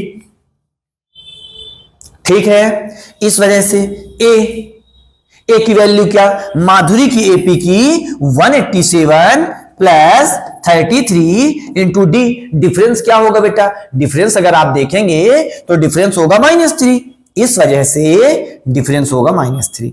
187 plus minus का मल्टीप्लाई -33 इंटू 3 99। अगर इसे सॉल्व करेंगे तो ये आंसर क्या हो जाएगा बेटा, 187 में से 99 माइनस करेंगे तो आ जाएगा 88। आप इसको ऐसे ही करेंगे, 99 माइनस ना करके 100 माइनस करेंगे। 187 में अगर 100 माइनस करेंगे तो 87 बचेगा, और फिर चूंकि 99 ही माइनस करना था, हमने तो एक एक्स्ट्रा माइनस कर दिया था तो उसको एक्स्ट्रा, तो 88। तो आंसर आ जाएगा 88, बी ऑप्शन सही जवाब होगा। ठीक, अब हम बढ़ते हैं अगले पार्ट की ओर। कहता है find the sum of common difference, find the sum of common difference of the two progression. दोनों प्रोग्रेशन का जो डिफरेंस होगा उसका सम कितना होगा। तो देखें माधुरी वाले में डिफरेंस कितना आया, -3, और अगर हम गीता वाले में सम निकालें, डिफरेंस निकालें, तो गीता वाले का डिफरेंस कितना होगा, a2 माइनस a1। तो क्या हो जाएगा, a2 कितना है बेटा, -2, और माइनस, यह माइनस है, और a1 की वैल्यू कितनी, a1 की वैल्यू -5 है, इस वजह से यह -5 हो जाएगा। -2 माइनस माइनस प्लस 5, 5 -2, 5 -2 3, मतलब डिफरेंस 3 आ जाएगा। तो डिफरेंस गीता का 3 आया और जबकि माधुरी का -3 आया, और दोनों का सम करोगे। क्वेश्चन कहता है दोनों का सम करो, गीता का डिफरेंस और प्लस माधुरी का डिफरेंस, तो आप जानते हो 3, और ये प्लस माइनस -3, ये दोनों हो जाएंगे कैंसिल, तो 0 आ जाएगा। मतलब डी ऑप्शन सही जवाब होगा। अगर आपका यही आंसर आया था तो सही है। अगले क्वेश्चन की ओर बढ़ते हैं, इसी के अगले पार्ट की ओर। देखिए बेटा, अगला पार्ट कहता है फाइंड द 19th टर्म, ये टर्म है यहाँ पे, find the 19th term of progression by Geeta. Geeta ने जो टर्म लिखा है उसका 19th टर्म क्या होगा। ठीक, तो आप जानते हैं 19th टर्म होता है a19 equal to a plus 18d। A, Geeta का ए कितना है, अगर आप यहां देखें तो गीता का ए जो है वो -5 है, गीता के लिए ए जो है वह -5 है, और डिफरेंस जो है वह 3 है। तो गीता ने लिखा ए कितना, -5 प्लस 18 इंटू डी, डिफरेंस कितना है, 3 है, इस वजह से आप डिफरेंस 3 लिख लेंगे। आपने देखा ये हमने इसी तरह लिखा बेटा, क्योंकि ए लिखा था -5, ए लिखा था -5 और डिफरेंस लिखा था 3, इसी बेस पर हमने ए के प्लेस पर -5 लिख दिया और डिफरेंस के प्लेस पर 3 लिख दिया। -5 के प्लेस पर -5 प्लस 18 इंटू 3 मल्टीप्लाई कर लेंगे। आपसे 18 का टेबल आता होगा, 18 1 जा 18, 18 2 जा 36, 18 3 जा 54, तो यह हो जाएगा 54, 54 -5 यह हो जाएगा 49। आप बता देंगे 19th टर्म आपका 49 होगा। ए ऑप्शन सही जवाब होगा। ठीक, फिर आगे बात करते हैं, find the sum of first 10 term of the progression written by Geeta. Geeta ने जो प्रोग्रेशन लिखे हैं, तो गीता का ए कितना था, ए -5 था, डिफरेंस कितना था, 3 था, और उसने जो फर्स्ट 10 टर्म लिखे हैं उनका सम, मतलब आपको बताना है यस 10 सम ऑफ 10 टर्म, और सम ऑफ 10 टर्म का फार्मूला आप जानते हैं, SN equal to n/2 bracket में a प्लस l, इस फार्मूले से कर सकते हैं, या चाहें तो SN इक्वल टू, इसके लिए आपको 10th टर्म फाइंड करना होगा पहले, या तो आप चाहें दूसरा फार्मूला भी अप्लाई कर सकते हैं, SN equal to n/2 bracket में 2a plus n-1 into d. तो देखिए अगर हम दूसरा फार्मूला अप्लाई करें तो देखिए बेटा, यस 10 इक्वल टू होता है n/2, n क्योंकि 10 नंबर का सम, तो n के प्लेस पर 10 हो जाएगा /2, यहां भी n के प्लेस पर 10, यहां भी n के प्लेस पर 10/2 ब्रैकेट में 2, तो आप लिखेंगे ब्रैकेट में 2 इंटू a कितना है, a -5, आप पुट करेंगे -5 प्लस लिखेंगे प्लस n-1, n की वैल्यू 10, n की वैल्यू 10, चूंकि क्वेश्चन ने बोला है सम ऑफ फर्स्ट 10 टर्म, और इंटू डी, डिफरेंस कितना बेटा 3, तो आप लिखेंगे ये दोनों कैंसिल हो जाएंगे तो 5 हो जाएगा, आप पुट करेंगे 5, 2 into minus 5 minus 10 plus 10 minus 1 9, 9 into 3 27, तो 5 और 27 माइनस 10 17, और 17 इंटू 5 85, तो इसका सही जवाब ए ऑप्शन होगा 85, मतलब सम ऑफ 10 टर्म, जो 10 टर्म का सम आएगा वह 85 होगा। ऐसा नहीं कि सर सभी का ए आ रहा हम भी ए लगा के आएंगे, ठीक, यहां पे आ सकता है लेकिन वहां पे संभव है कि बी हो, सी हो, डी हो, आपको सॉल्व करते आना चाहिए। अगला, which term of the two progression will have same value, same value कब आएंगी, तो पहले अगर प्रोग्रेशन की बात करें, पहले एपी की बात करें तो वहां ए था -5, डिफरेंस था 3, अगर दूसरे एपी माधुरी के लिखे हुए एपी की बात करें वहां ए कितना था -187, ये 187 देख लेते हैं बेटा, यहां था बेटा 187 और डिफरेंस था -3, ए 187 डिफरेंस -3, इस वजह से आप लिखेंगे ए 187 और डिफरेंस -3। अब क्वेश्चन कहता है कि किस एपी के लिए दोनों की वैल्यू सेम होगी, किस एपी के लिए दोनों की वैल्यू सेम होगी, हम यह मानते हैं बेटा कि mth एपी के लिए दोनों की वैल्यू सेम होगी। इस तरह दोनों चलते जाएंगे, ये भी चलते जाएंगे और एक समय बाद a1 an आएगा, a1 a2 a3 dot dot dot dot an, इसी तरह यह भी चलती जाएगी a1 a2 a3 dot dot dot dot an। मान लेते हैं कि यहां पे दोनों की वैल्यू सेम है। अब चूंकि दोनों सेम जैसे हैं इसलिए टू को डैश मान लेते हैं, a डैश n, तो देखिए बेटा यहां भी आप मान सकते हैं ऐसा, तो आप लिखेंगे an equal to a dash n, क्योंकि सेम वैल्यू बोला है तो an का फार्मूला जानते हैं, a plus n-1 into d, तो a की वैल्यू कितनी -5 प्लस n-1, n तो पता नहीं, और -1 इंटू डी, डिफरेंस कितना 3 इक्वल टू इसका a plus n-1 into D, formula तो वही रहेगा, आप डैश लगा सकते हैं। a कितना गीता के लिए 187 प्लस n तो पता नहीं, -1 इंटू डिफरेंस कितना -3। देखिए बेटा दोनों को सॉल्व करेंगे तो यह हो जाएगा -5, 3 का n से मल्टीप्लाई, ध्यान रखें 3 का n से मल्टीप्लाई होगा 3n, 3 का 1 से मल्टीप्लाई -3 इक्वल टू 187, -3 का n से मल्टीप्लाई -3n, -3 का 1 से मल्टीप्लाई +3। क्यों, माइनस और माइनस आप जानते हैं प्लस होता है, 3 1 जा 3। अब इधर देखें बेटा, तो 3n और -5 -3 -8 इक्वल टू -3n है, ठीक है, और 187 लिखा है और +3, तो यह हो जाएगा 190। अब अगर दोनों को सॉल्व करेंगे तो आप देखिए बेटा इधर है 3n और -3n है उस साइड, इधर आएगा पॉजिटिव हो जाएगा तो +3n हो जाएगा, इक्वल टू उधर 190 है और ये -8 उधर जाएगा तो +8 हो जाएगा। इसका मतलब कि 3n और 3n यह हो जाएगा 6n, इक्वल टू 190 + 8 198, तो n इक्वल टू 198 अपॉन 6, 6 3 जा 18 कैरी 1 18 हो जाएगा, 6 3 जा मीन्स n इक्वल टू 33। इसका मतलब है बी ऑप्शन सही जवाब है। हम बोले थे ना ए ऑप्शन सही जवाब नहीं हो सकता, बी 33, इसका मतलब बी ऑप्शन यह सही जवाब होगा। मतलब कि 33rd टर्म के लिए अगर ये लिखती जाएगी गीता और 33rd टर्म में माधुरी भी लिखती जाएगी तो 33rd टर्म में दोनों की वैल्यू सेम हो जाएंगी। उम्मीद है ऐसे क्वेश्चन आप कर पाएंगे। हम बढ़ते हैं अगले क्वेश्चन की ओर। तो अब हम देखते हैं अगला क्वेश्चन। लिखा है in a board game,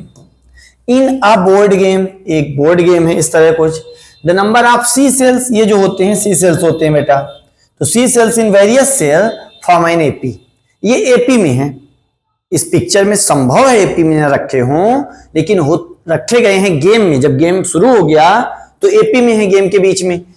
if the number of c cells in third and 11th cell together is 68, means third cell और 11th सेल, इसका मतलब है थर्ड टर्म और 11th टर्म मिला के 68 है। Number of cells in 11th cell is 24 more than that of third cell. क्या कहता है? Number of 11th cell is 24 more than that of the third cell. मतलब 11th सेल में और थर्ड सेल में क्वेश्चन कहता है number of 11th term, number of cells in 11th cell is 24 more than. यह पहली सेल हो गई, दूसरी सेल हो गई, तीसरी सेल हो गई, सी ई डबल एल जो लिखा है, और यह सेल हो गए S H E double L जो लिखा है, यह सेल ये है और यह सेल यह है। तो कहता है कि 11th cell is 24 more than that of third cell. 11th cell 24 ज्यादा है, 11th सेल थर्ड सेल से 24 ज्यादा है, हम किधर प्लस करेंगे? कम में प्लस करेंगे तो इक्वल हो जाएंगे, अगर इधर प्लस कर देंगे तो ये तो और ज्यादा हो जाएंगे। तो फिर इक्वल किस मतलब का? हमें इक्वल करना है, और इक्वल करने के लिए 24 को हम इधर प्लस कर देंगे, इक्वल हो जाएंगे। मतलब आप देख रहे हैं, कहता है 24 more than that of third cell. अब देखें तो इसका मतलब कि अगर हम 24 को इधर रहने दें, A11 A3 उधर चला जाए तो -A3 इक्वल टू 24। तो फर्स्ट इक्वेशन यह हुई बेटा, और सेकंड इक्वेशन यह हुई। अगर दोनों इक्वेशन को सॉल्व करते हैं, फर्स्ट इक्वेशन क्या दिया है? फर्स्ट इक्वेशन दिया है, फर्स्ट इक्वेशन है बेटा A3 plus A11 equal to 68। Second equation क्या है? A3 minus A11 equal to 24। दोनों इक्वेशन को हम सॉल्व करते हैं। ये तो बात आपके समझ में आ गई होगी, इसे हम हटा देते हैं। देखो अब अगर आप देखोगे तो यह माइनस हो जाएगा, A11 माइनस। यहां पे एक बात और ध्यान रखें, ये आप देखें A11 माइनस A3 था, मतलब निगेटिव में यह था और यह पॉजिटिव में था। A11 minus A3 equal to 24।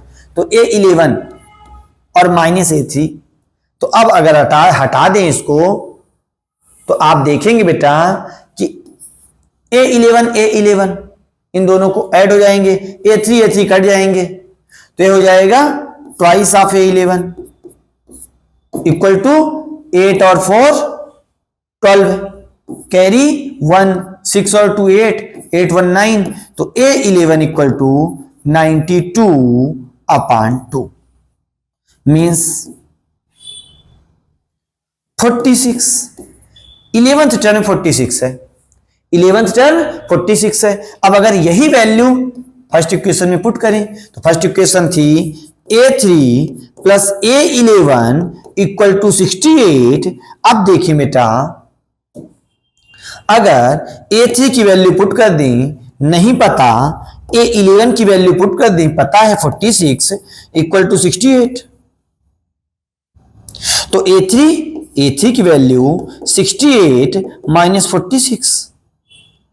तो 8 में 6 माइनस करोगे 2, 6 में 4 माइनस करोगे 2, इसका मतलब A3 जो हो जाएगा 22 हो जाएगा। मतलब आपको थर्ड टर्म में या थर्ड सेल में 1 2 3 थर्ड सेल में अगर उस गेम में बात की जाए, गेम खेलते समय कितने हैं? 22 हैं। जबकि 11th सेल में इसी तरह चलते जाएंगे, नीचे 11th सेल मिलेगा, 11th सेल में कितने होंगे? 46 होंगे। A3 22 और A11 46 हो गया। मतलब कि पहली cell, second cell, third cell में कितने होंगे? 22 होंगे। इसी तरह ही आगे बढ़ते जाएंगे। और 11th सेल, इस तरह नीचे 11th सेल होगी और 11th सेल में कितने होंगे? 46 होंगे। अब कहता है कि what is the difference between the number of c cell in the 19th and 20th cell.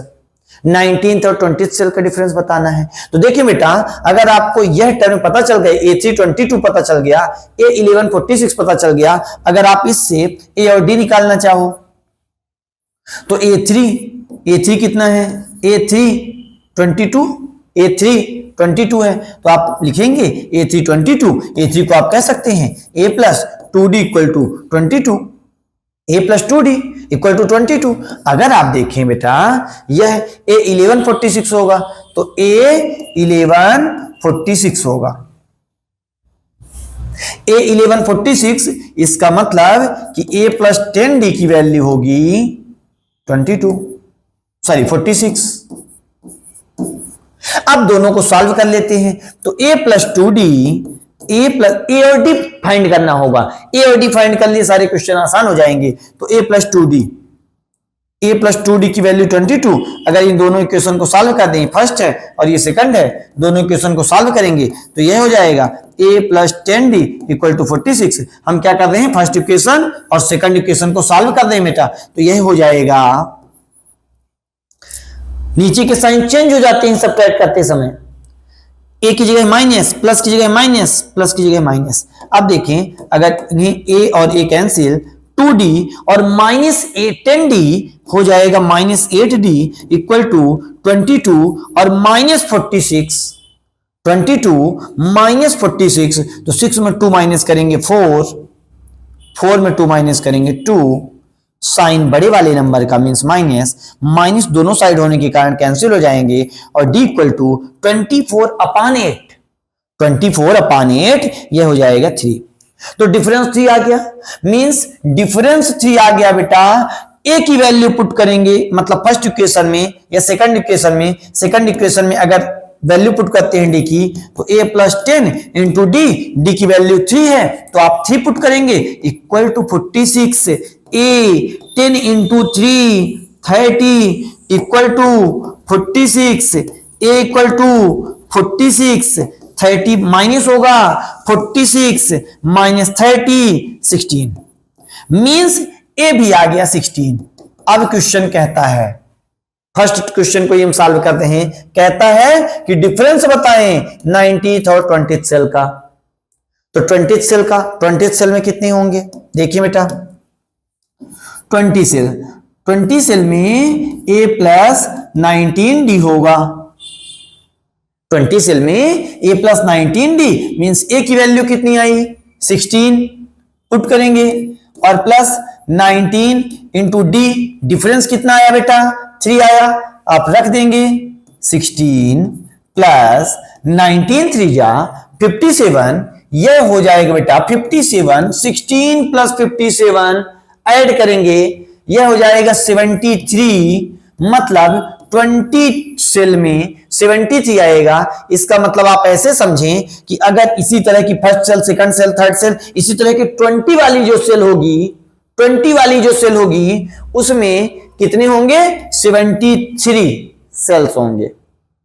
अब इसी तरह अगर आगे देखें, डिफरेंस पूछा था 19th का भी, 19th में कितने होंगे, तो A19 फाइंड करेंगे, A19 equal to A plus 18D। A की वैल्यू क्या होगी, A की वैल्यू क्या होगी 16, आप पुट करेंगे यहां पे 16 और प्लस 18 इंटू डी, डिफरेंस की वैल्यू कितनी है, डिफरेंस की वैल्यू 3 है, इस वजह से आप यहां पे पुट करेंगे 3, तो हो जाएगा बेटा 16 प्लस 18 इंटू 3 54, मींस ऐड होगा तो 6 4 10 कैरी 1, 5 1 6 और 1 7, मतलब 70 होगा, इसमें 73, तो दोनों का डिफरेंस कितना है 3 है। और चूंकि वैसे भी आप जान रहे थे कि चूंकि लगातार टर्म है तो जो डिफरेंस होगा वही होगा, इस वजह से इसका सही जवाब हो जाएगा 3। आप अब एक बार क्वेश्चन को पकड़ चुके हैं, अब बाकी के क्वेश्चन करने में आसानी होगी। पहला क्वेश्चन जब भी आप करेंगे पूरा क्वेश्चन समझना होगा, एपी फाइंड करनी होगी, ए पता करना होगा, डिफरेंस पता करना होगा। पहले क्वेश्चन में आपको टाइम लग सकता है लेकिन आगे के क्वेश्चन में आप आसानी होगी। देखिए बेटा ये फर्स्ट का वही पार्ट है, फर्स्ट को ही हमने सॉल्व किया है। फिर लिखा है how many C cells are in first cell, first cell में कितनी, फर्स्ट सेल ए जितना आया था और ए कितना आया था 16 आया था, इस वजह से इसका सही जवाब 16 हो जाएगा, सी ऑप्शन सही जवाब। देखें दूसरा भी हो गया। अब अगर थर्ड की बात करें, लिखा है how many total sea cell are there in first 13 cell, first 13 cell, तो मतलब ए पता है, फर्स्ट 13 सेल मतलब एन भी पता हो गया 13 और डिफरेंस भी पता है। आप पुट करेंगे sum of n equal to n upon 2 bracket में 2a plus n minus 1 into d, ये बात आपको पता होगी। Sn मीन्स 13 सेल का फाइंड करना है, n कितना, क्योंकि 13 पता करना है तो 13 अपान 2 ब्रैकेट में 2 इंटू a की वैल्यू कितनी आई थी 16 प्लस n माइनस 1, n कितना 13 टर्म का पता करना है तो 13 और minus 1 means 12 into d, difference कितना, डिफरेंस आप जानते हैं 3 था, इस वजह से 13 अपान 2 16 इंटू 2 कितना होगा बेटा 16 इंटू 2 32 प्लस 12 इंटू 3 36। यह ना सोचें कि टफ पड़ेगा क्वेश्चन, इसलिए कि जब आप अभी कर लेंगे ऐसे सारे टफ क्वेश्चन से गुजर चुके होंगे, निकल चुके होंगे, एग्जाम में आपको टाइम भी बचाएगा और दूसरी बात कि सरल लगेगा वही क्वेश्चन, बाकी बच्चों के लिए डिफिकल्ट। तो जब आपको सरल लगे बाकी को डिफिकल्ट लगे तभी तो आपकी इंपॉर्टेंस है, महत्ता है। देखिए तो यहां पे 13 अपान 2 और 6 और 2 8, 3 और 3 6, ये दोनों कैंसिल होंगे, 2 3 जा 4 जा, इन दोनों का मल्टीप्लाई कर दे 13 इंटू 34, 13 इंटू 34। देखिए बेटा 13 4 जा 52 कैरी 5, 13 3 जा 39, 39 और 5 44, मतलब सम ऑफ 13 टर्म तक का निकालें तो आ जाएगा 442, ए ऑप्शन सही जवाब होगा। मतलब समझ रहे हैं, अगर ये फर्स्ट सेल है, सेकंड सेल है, थर्ड सेल है, फोर्थ सेल है, फिफ्थ सेल है, सिक्स्थ सेल है, सेवंथ सेल है, एट्थ सेल है, नाइन्थ सेल है, टेंथ सेल, इसी तरह का सेल बढ़ती रहे तो 13th सेल तक का सम जो होगा वह इतना होगा। फिर हम आगे बात करते हैं, अगला question, are together how many C cells are there in first 5 cell. वही question, same question, number change कर दिया। फर्स्ट 5 सेल के लिए आप पुट करेंगे यस 5 n अपान 2 के प्लेस पर, चूंकि n की वैल्यू 5 होगी, 5 अपान 10 ब्रैकेट में 2 इंटू ए की वैल्यू आपने अभी देखी 16 into 2a plus n minus 1, n कितना 5 है, 5 सेल मतलब 5 minus 1, 5 minus 1 4 into d, difference होगा 3। इस वजह से बेटा 5 अपान 2 16 2 जा 32 प्लस 4 3 जा 12, अगर आप इसे सॉल्व करेंगे तो यह हो जाएगा 2 2 4 3 1 4, यह कैंसिल होंगे, 22 होगा, 22 इंटू 5 110, मतलब सम ऑफ फिफ्थ टर्म 5 टर्म का सेल तक का अगर सम करेंगे तो 110 आएगा, मींस डी जवाब सही जवाब होगा। उम्मीद है ऐसे क्वेश्चन आपको बनने लगे होंगे। What is the sum of the number sea cell in 7th and 9th cell. 7th और 9th सेल का सम क्या होगा, इसके लिए आप पहले तो A7 पता करेंगे। 7th और 9th सेल, केवल 7th सेल का पता करो कि कितने सेल हैं SHE और 9th सेल में कितने सेल हैं SHE। तो देखें 7th और 9th टर्म दोनों फाइंड करें और दोनों को सॉल्व कर दें। 7th टर्म होगा a plus 6d, 9th term होगा a प्लस 8d। आप जानते हैं एपी चूंकि आपने पढ़ा है, इस वजह से ये क्वेश्चन आपको बच्चों के सवाल लगने लगे होंगे। जब आपने एपी पढ़ा होगा तब, अगर डायरेक्ट इस वीडियो को देख रहे होंगे तो फिर आपको प्रॉब्लम आ सकती है, इसलिए पहले एपी वाले वीडियो देख ले। तो ए की वैल्यू क्या है, ए की वैल्यू 16 थी प्लस 6 इंटू डी, डिफरेंस कितना था 3 था, इस वजह से 16 प्लस 6 3 जा 18, 16 और 18 34, मींस 7th टर्म में 34 शेल होंगे SHE। यहां A9 ए की वैल्यू क्या है, ए की वैल्यू 16 थी प्लस 8 इंटू डी, डी की वैल्यू क्या होगी बेटा 3 होगी, 16 प्लस 8 इंटू 3 24, 16 प्लस 24 आप ऐड करेंगे 4 6 10 2 1 3 कैरी 1 होगा 4 मतलब 40, 9th सेल में 40 होंगे, लेकिन क्वेश्चन आपसे कहता है दोनों का सम बताओ, तो 34 प्लस 40 आप कर देंगे 4, 3 प्लस 7 74 आ जाएगा। सी ऑप्शन सही जवाब होगा।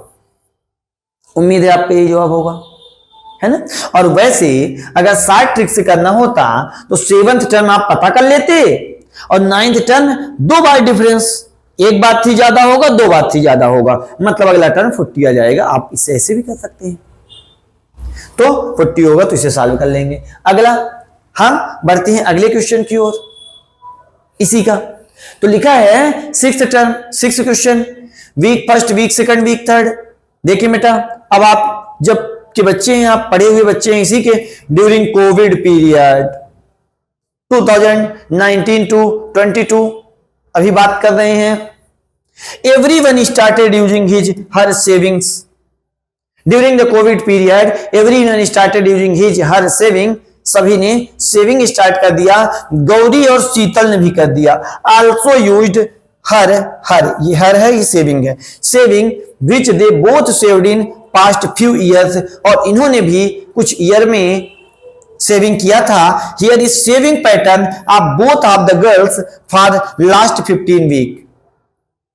इनका जो सेविंग पैटर्न था लास्ट के 15 वीक में, Gauri saved in pattern of 10 रुपया इन फर्स्ट वीक, गौरी ने 10 रुपया पहले वीक में बचाए, 12 रुपए इन सेकंड वीक, 12 रुपए सेकंड वीक में बचाए, 14 रुपए थर्ड वीक में बचाए। यह वीक है और यह गौरी है, पैसे बचाना शुरू की और 14 रुपया इन थर्ड वीक। जबकि शीतल ने 10 रुपया फर्स्ट वीक में बचाए, 13 रुपया सेकंड वीक में बचाए और 16 रुपया थर्ड वीक में बचाए। इसी तरह बचाते रहे, 15th वीक तक बचाते रहे, लगातार 15 वीक तक पैसे बचाते रहे, है ना। तो कोविड पीरियड में कहीं आना जाना था नहीं, घर के अंदर पैक पैसे बच रहे थे। अब देखिए बेटा, यहां देखें तो क्वेश्चन अब करेगा what is the amount saved by Gauri after 15 week. 15 week के बाद गौरी ने कितना बचा लिया, मतलब ए इसका कितना होगा, ध्यान रखें ए होगा बेटा 10, ए कितना 10। अगर इसमें हम डिफरेंस की बात करें तो डिफरेंस कितना होगा, डिफरेंस A2 माइनस A1, 2 रुपए हर बार गौरी ज्यादा बचा रही है, मींस डिफरेंस हो जाएगा 2 गौरी के लिए, जबकि शीतल के लिए।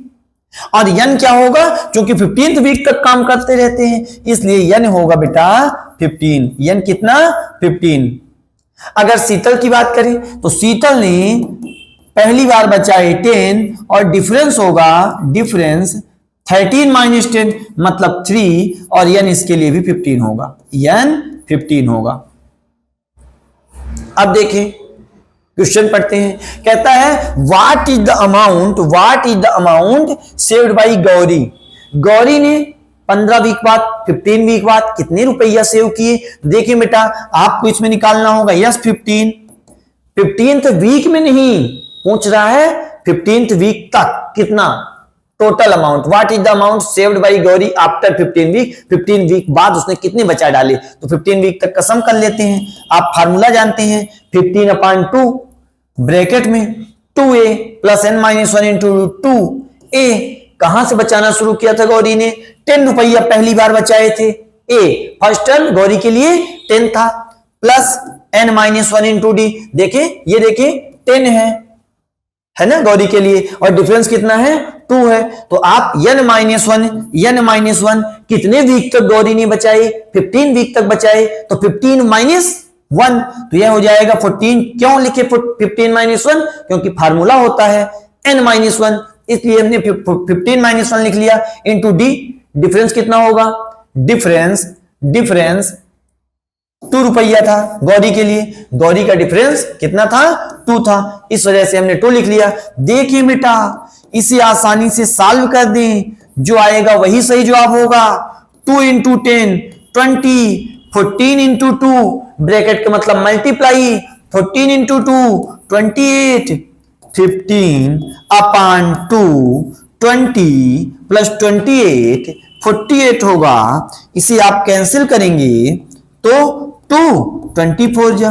अब अगर 15 का 24 से मल्टीप्लाई करेंगे तो 15 4 जा 60 कैरी 6, 15 2 जा 30, 30 और 6 36 मींस गौरी ने कोविड पीरियड में 10 रुपए से स्टार्ट किए थे हर वीक, और अगले वीक तक 2 रुपया ज्यादा, अगले वीक 12 रुपया, फिर 14 रुपया, इस तरह बचाती गई तो 360 रुपया सेविंग अमाउंट होगा, मतलब ए होगा 360। अगले क्वेश्चन की ओर बढ़ते हैं। What is the amount by Sheetal after 15 week? Sheetal ने, तो बस वही क्वेश्चन, बस वैल्यू चेंज हो जाएंगी। यस 15 इक्वल टू 15 अपान 2, शीतल का जवाब होगा 2a, और शीतल के लिए a कितना था? शीतल ने भी 10 रुपया से स्टार्ट किया था, इस वजह से हो जाएगा 10 प्लस n माइनस 1, n कितना 15 वीक में 15 माइनस 1 कितना 14, n माइनस 1 होता था इस वजह से, और गौरी 3 रुपया हर वीक ज्यादा बचा रही थी, मतलब डिफरेंस 3 था।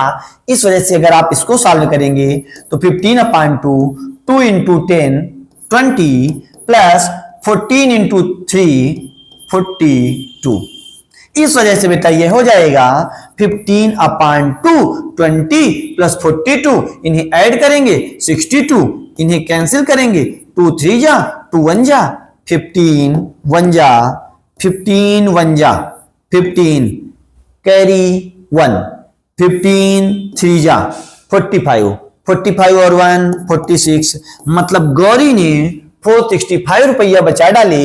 बी ऑप्शन सही जवाब होगा। उम्मीद है आपको ये क्वेश्चन समझ में आ रहे होंगे। अब हम बढ़ते हैं आगे। तो ये जो क्वेश्चन होगा, तो अगला question, what is the difference in total saving Gauri and Sheetal fifth week? Fifth week क्या कहता है? What is the difference, difference क्या होगा total saving of Gauri and Sheetal fifth week? Fifth week तक गौरी ने जितने पैसे बचाए और शीतल ने जितने पैसे बचाए, उनका डिफरेंस क्या होगा? तो मतलब सम यहां पे फिफ्थ वीक का निकालना है, sum of fifth week. Fifth week तक आते आते गौरी ने कितने रुपया सेव कर दिए? तो गौरी के लिए 5/2, क्यों? क्योंकि फार्मूला होता है n/2, तो फार्मूला आप जानते हैं Sn equal to n/2 2a plus n minus 1 into D.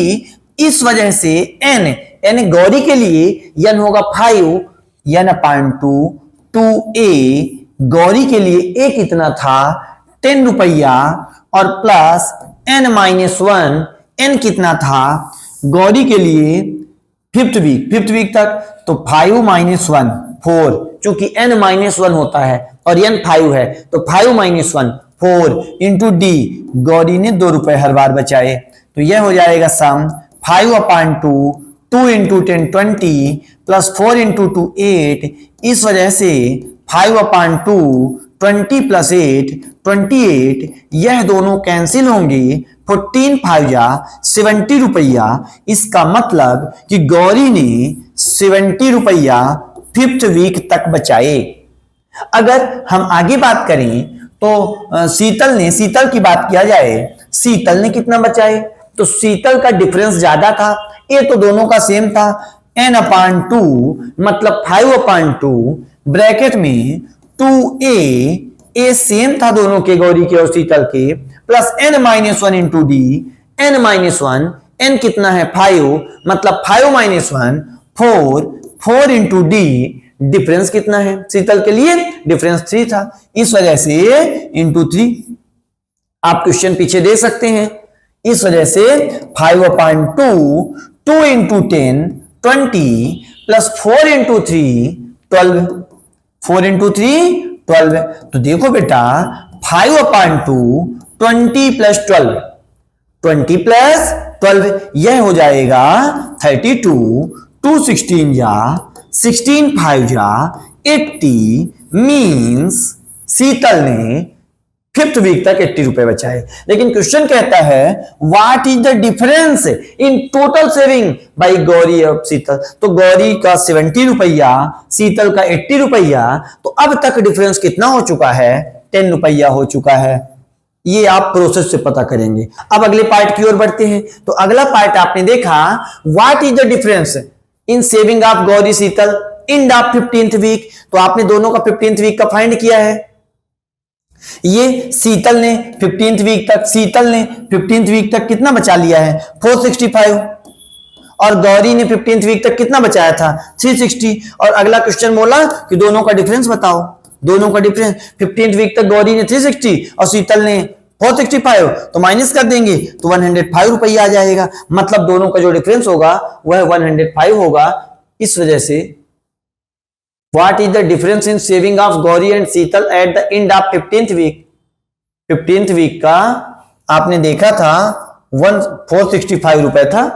एक सेकंड, 465 रुपए शीतल का था और गौरी के लिए 15th वीक तक 360 था। दोनों को आप माइनस करेंगे, 465 और एक के लिए था 360। माइनस करेंगे बेटा, 5 में 0, 6 में 6 0, 4 में 3 1, 105 रुपए आएगा। मतलब बी ऑप्शन सही जवाब होगा। ठीक, बी ऑप्शन। अगला क्वेश्चन, हु सेव्ड मोर, कौन ज्यादा सेव किया? जाहिर सी बात है शीतल ने ज्यादा सेव किया। बस ये केस बेस्ड क्वेश्चन थे। उम्मीद है आपको समझ में आए होंगे। इसके अगले पार्ट 2 का वीडियो